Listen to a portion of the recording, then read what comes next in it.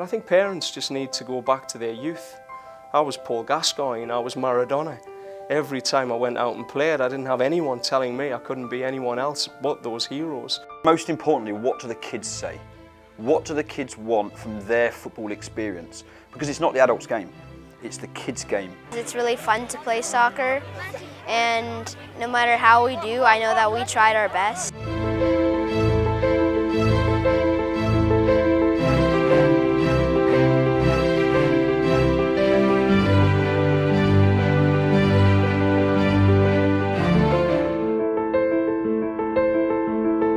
Those fundamental years from 5 through to 12, call it LTPD or not, but the principles are there. And that 5 to 12 is fall in love with the game. So I think we've lost sight of really what this sport's about and how easy and how simple it can be for people to fall in love. In everything that we do, certainly at the grassroots side, this is about the 99% of kids that are never going to make it anywhere near a professional football club.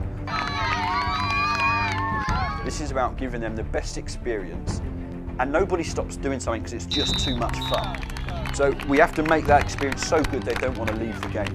The fact that I'm on a team where my friends are just amazing, they're just so encouraging, that's what keeps me coming back, and we're such a fun group. And falling in love with the game is about equipping people technically to be able to play the game, the real game, the 11v11 game, when we get old enough to do that.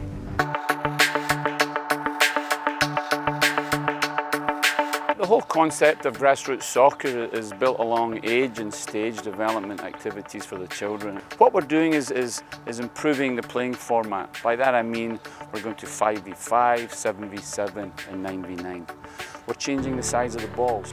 Age and stage appropriate coaching, meaning coaching a 5-year-old is different than coaching a 9, 10, 11, 12-year-old. So educating coaches on the characteristics of children, how that children learns, and how the coach can educate that child at that particular age and stage of his or her development. So what was the theme of this practice today, especially the one I was watching here? It's great for kids. If you think of the adult game, the amount of time a player is actually on the ball is quite small. So the fact that everything's small-sided and there's maximum touches on the balls, it just means the kids get more practice, get more in, and I think it's just a more appropriate learning environment for them. Learn the game and understand the game, develop the skills in the game, and the sports science tells us that that they need to develop that in stages. Kids, they develop at different stages, both physically and also psychologically. It's this stair-step approach up to playing the 11-a-side game.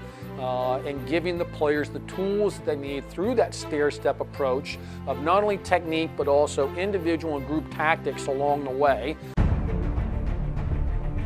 To be honest, I think it's a nonsense argument. If you put two U7 teams on a pitch, they want to win. I find that it allows kids to be more competitive. I think it takes the edge off of them and they're not afraid to make mistakes. If kids are afraid to make a mistake, then they're not going to try the skills that we've been implementing in practices. If they're afraid to take on a player or do a move because if they make a mistake, they've got a coach yelling at them on the sideline, then they won't try and do it again. For myself as a parent, that process is more important than the process of winning a $5 trophy at the end of the day. You know, losing requires coping skills, and those coping skills don't really evolve until players hit their teenage years, when they're cognitively ready to cope with and emotionally ready to cope with certain things. What's different about LTPD is everybody's playing, everybody's having fun. We're not worried about what the score is. You know, people are keeping score in their heads, that's fine. What we're worried about here is Johnny having fun, is Marco playing the game, is Marco working on the skills we taught him in practice. As a child and youth worker, I work with the kids, and the esteem and the confidence the most important thing for the players. What you're going to understand is children start scripting real strong scripts from the age of 5 to 13. So a lot of the things that, the vulnerabilities they take into adulthood started very young. Press the ball! No one behind you, White! Parents don't understand that one of the most powerful things is your gift of speech. And you have to be very careful what you say. As a parent, as a coach, and you're better off saying nothing than something if it's not going to be helpful. Listen, I don't even want to say anything. You know why? because you guys did an awesome job. I'm not going to say one thing because you guys are awesome. Is it? Good job. Nice job. The children are allowing us to come into their game. It's not our game. It's not an MLS game. It's not a women's professional soccer league game. So relax and enjoy their game.